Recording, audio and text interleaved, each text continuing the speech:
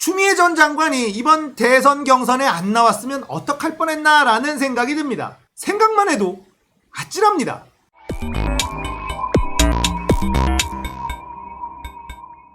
안녕하세요. 딱딱한 뉴스를 쉽고 재밌게 풀어드리는 시사건건 홀스영입니다. 자, 이번에 다룰 이야기는 민주당이 개혁을 제대로 하지 못한 이유가 밝혀졌다 이야기입니다. 검찰개혁을 목숨 걸고 막으려는 윤석열과 그의 일당들이 조국 전 장관과 그의 가족들을 털어내기 시작했습니다. 그리고 코로나가 창궐하기 시작했습니다. 그렇게 펼쳐진 총선, 국민들은 민주당에게 180석 가까운 의석을 몰아줬습니다. 이유는 개혁하라고. 우리는 180석이 있으면 뭐든 다 할 수 있을 줄 알았습니다. 하지만 현실은 그렇지 않았습니다. 개혁은 더뎠고 조국 전 장관과 그의 가족들은 엄청난 고초를 겪어야만 했습니다. 검찰과 언론이 하나가 돼서 한 가족을 범죄 집단처럼 매도했습니다. 진실을 보려고 노력한 시민들은 검찰의 무리한 수사에 분노했고, 검찰과 하나가 돼서 확정되지도 않은 일을 마치 사실인 것처럼 뿌려대는 언론을 비판했습니다. 시민들은 언론을 믿지 못했고 이 시사건건 같은 유튜브 채널 하나하나 찾아다니기 시작했습니다. 그래야만 진실을 조금이라도 볼 수 있었습니다. 그렇게 같은 생각을 가졌던 시민들은 너무나 답답했습니다. 도대체 180석을 가진 민주당은 뭐 하는 걸까? 그래도 우리가 믿고 있었던 의원들이 있었어요. 그 의원들의 얘기를 들으면 나름 열심히 하는 것처럼 들렸습니다. 그런데 오늘 아침 김어준의 뉴스공장에서 지금 경선기획단장인 강훈식 의원 충격적인 얘기를 합니다. 특히 이제 그 회계사와 관련해서는 조범동 대법원 확정 판결이 났고 사모펀드 관련해서 그렇습니다. 예. 정경심 교수가 이제 그 다 모두 무죄가 됐는데 예. 그게 사실 6월 30일이었어요. 예. 그래서 제가 7월 1일 날 근데 그 사이에 제대로 챙겨보지 못한 제 잘못이 있어서 제가 바로 이제 뭐 죄송하다고 번복하고 이제 사과했던. 거기서 자, 이게 현실이었습니다. 조국 전 장관이 왜 그런 고초를 당했을까? 민주당 의원들이 관심이 없다는 겁니다. 조국 전 장관은 문재인 정부의 검찰개혁, 이 대의의 총대를 메고 맨 앞에 선 거예요. 그것 때문에 이런 고초를 당한 겁니다. 윤석열은 왜 조국 전 장관과 그 가족들을 털기 시작했느냐? 바로 사모펀드 때문이었습니다. 권력형 비리다. 이거 범죄다. 나쁜 놈이다. 이 사모펀드가 핵심이었어요. 그런데 이 핵심인 사모펀드가 완전히 무죄, 아무 관여한 바 없다. 이런 판결이 나왔음에도 민주당의 국회의원이란 인간이 제대로 보지 못했다. 이러고 있습니다. 우리가 권한을 위임한, 제대로 일해달라고 권한을 위임한 국회의원이 여러분들보다 더 모른다는 거. 이게 말이 됩니까? 이들은 조중동만 보는 거예요. 좋습니다. 조중동도 봐야죠. 하지만 다른 언론들도 봐야죠. 하다못해 뉴스공장이라도 들어야죠. 다양한 시각에서 이야기하는 것들을 들으려고 노력해야 되는데 민주당의 대다수 국회의원들은 조중동만 본다. 이러니까 언론개혁이 속도가 안 나는 겁니다. 지금 조중동을 보면 이상한 기류가 느껴집니다. 어떤 기사가 나왔느냐? 중앙일보예요. 체중 50kg, 허리 24인치, 시체 같던 빈농 아들, 사진 속 이낙연. 이런 기사가 나옵니다. 이낙연을 갑자기 조명하는 기사가 나옵니다. 국민 면접에서 1위를 기록한 이낙연을 집중 조명합니다. 칭찬합니다. 띄워줍니다. 뭔가 이상하잖아요. 우리는 이런 기사를 보면 조중동이 이낙연을 밀고 있구나. 그렇다면 뭔가 있는 것이다. 이렇게 생각하잖아요. 그런데 민주당 국회의원들은 이제 대세는 이낙연이구나. 이러고 있다는 겁니다. 너무나 답답했던 유튜버 고양이 뉴스님은 민주당 의원들에게 조국의 시간 180건을 직접 보내기도 했습니다. 조국 전 장관과 그의 가족이 잘못이 없는데 엄청난 피해를 입었는데 왜 민주당 의원들은 조국을 손절해야 된다라고 생각하는 걸까? 조국의 시간이라는 책을 읽어보기나 한 것일까? 라는 생각에 이런 일까지 하게 된 것이죠. 초선 오적들이 하는 말들이 그냥 나온 말이 아니라는 겁니다. 이들의 의식은 정치 저관여층 수준에 머물러 있습니다. 이낙연 대통령에게 조국 반대를 건의했었다라고 말한 적이 있죠. 자, 추미애 후보가 이낙연 후보에게 날카로운 질문을 던졌습니다. 추미애는 모든 것을 알고 있었고 지금 촛불 시민들의 심정을 정확하게 이해하고 있었습니다. 추미애 후보와 이낙연의 대화 들어보겠습니다. 우선 이낙연 후보님께 묻겠습니다.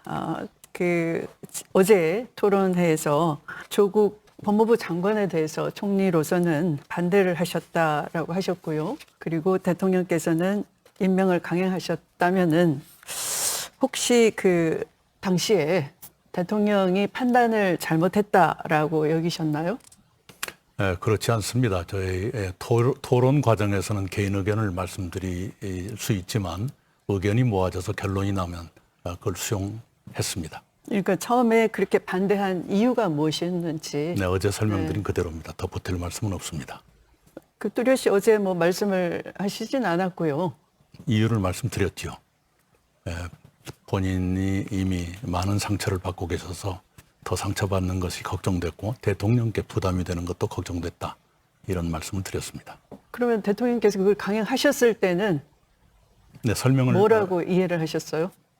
대통령의 그런 결정을 하시게 된 경위를 설명을 들었고요. 제가 그걸 수용을 했습니다.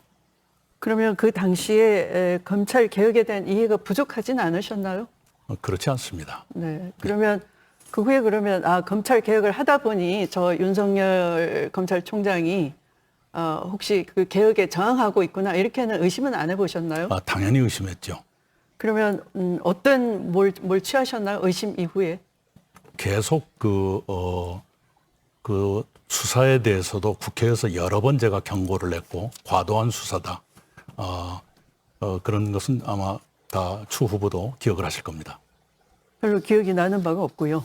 그렇지 네. 않습니다. 네. 그 윤석열 후보, 윤석열 검찰총장 체제의 검찰의 태도에 대해서는 강도 높게 비판한 적이 여러 번 만약에 있었고요. 지금처럼 그렇게 저는 어떤 뭔가 지위에 있을 때, 권한이 있을 때는 그 걸맞는 책임을 지고 결론이 있어야지만 책임감을 지는 최고의 자리에 올라갈 수 있으니까요. 앞으로 언론개혁이나 다 만만치 않습니다. 다 개혁 저항이 아주 강도 높게 예상이 됩니다. 그럴 때 정말 제대로 해내실 수 있는 것인지 네, 좋은 묻습니다. 충고로 받아들이겠습니다. 네. 분명하게 말씀드리는 건 총리로 있는 동안에 윤석열 검찰의 과도한 수사에 대해서는 여러 번 지적을 했고 지금도 마찬가지 생각입니다. 그런 것들이 다 개혁에 대해서 멈칫거리고 거리두게 하고 하니까 개혁 피로감이라는 얘기도 나왔던 거고요.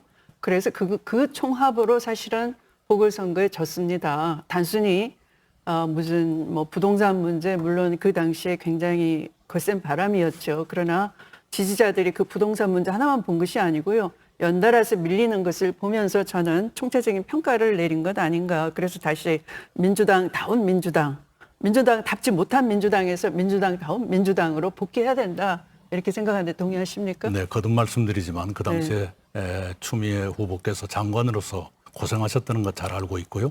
당으로서도 최선을 다해서 도우려고 노력했습니다. 그리고 선거에 임박했을 때는 당의 판단이 나름대로 있었다. 이 말씀도 드립니다. 그 판단이 잘못됐다라는 것이 선거 결과였다. 이렇게 다시 말씀드리고요. 이재명 후보에게 묻겠습니다. 자, 역시 추미애입니다. 이낙연은 특유의 뭉개는 화법, 스리슬쩍 넘어가는 화법, 뭔가 딱 떨어지게 결론을 맺지 않습니다. 당대표에 있을 때 뭐 했냐? 윤석열이 그렇게 칼춤 추고 있을 때 도대체 뭐 했냐? 이낙연은 엄중 경고했습니다. 이게 다예요. 보궐선거 진 거, 부동산 문제도 있었지만 개혁을 제대로 하지 않고 연달아서 개혁이 밀리는 걸 보면서 총체적인 평가를 한 것이 아니냐. 그래서 민주당다운 민주당 이렇게 복귀해야 된다. 이렇게 생각하는데 동의하냐? 라고 이야기하니까 이낙연은 또 이렇게 얘기합니다. 거듭 말씀드리지만 추미애 후보께서 법무부 장관을 할 때 고생하셨다는 거 잘 알고 있다. 민주당으로서 최선을 다해서 도우려고 노력했다. 그리고 선거가 임박했을 때 민주당의 판단이 나름대로 있었다. 이 말씀 드립니다. 그러자 추미애는 그 판단이 잘못됐다는 것이 선거 결과였습니다. 이렇게 이야기합니다. 결국 이낙연은 당대표로서 서울시, 부산시, 보궐선거 대참패를 만든 사람인데 그 어떤 사과도 하지 않고 있죠. 오로지 부동산 때문에 졌다. 그러니까 당대표 잘못은 없고 당의 잘못도 없고 문재인 정부가 잘못해서 선거에서 진 것이다. 이 얘기만 하는 거죠. 우리는 이낙연 후보의 이런 태도에 분노하고 있는데 조중동은 열심히 빨아주기 시작합니다. 우리는 이걸 보고 뭔가 이상하다고 느끼지만 민주당 국회의원들은 이낙연이 대세인가 보다 이러고 있다는 것. 이러니 개혁이 제대로 이루어질 리 없다라는 것이죠. 추미애 전 장관이 이번 대선 경선에 안 나왔으면 어떡할 뻔했나라는 생각이 듭니다. 생각만 해도 아찔합니다. 모든 후보들은 이재명만 공격했을 것이고 이재명은 혼자 그 공격을 다 받아야 했을 것이며 말실수라도 한번 하는 순간 모든 언론은 이재명은 대통령감이 아니다 라고 퍼부었을 것이고 이낙연이 대세다 라고 엄청나게 포장했을 겁니다. 민주당 의원들 정신 좀 차리십시오. 적폐 카르텔의 힘은 여전히 강력합니다. 이들은 이번 대선을 마지막이라고 생각할지도 모릅니다. 온 힘을 다해서 싸울 겁니다. 우리도 절대 물러서면 안 됩니다. 조금만 물렁물렁한 마음을 가졌다간 바로 잡혀버릴 겁니다. 자, 오늘은 민주당이 개혁을 하지 못했던 이유 이야기였습니다. 공감되셨다면 구독, 좋아요, 알림 설정 부탁드릴게요. 감사합니다.